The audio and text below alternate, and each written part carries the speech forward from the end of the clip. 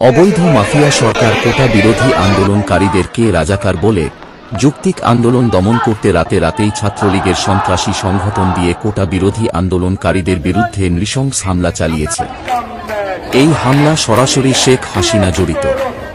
আপনার ঘুমন্ত মনকে সজাগ করলেই বুঝতে পারবেন সব অপকর্মে শেখ হাসিনা জড়িত।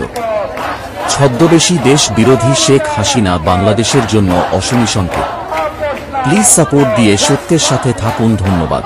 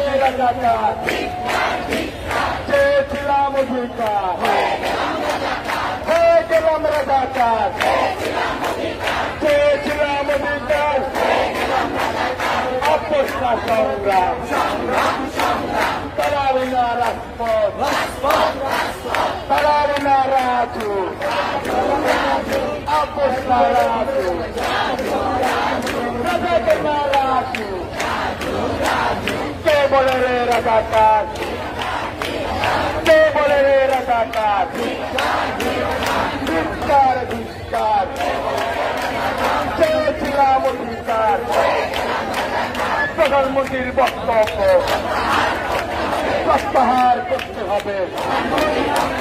প্রধানমন্ত্রীর বক্তব্য প্রত্যাহার করতে হবে। কে বলে রে রাজাকার? ধিক্কার ধিক্কার। চেয়েছিলাম অধিকার, হয়ে গেলাম রাজাকার।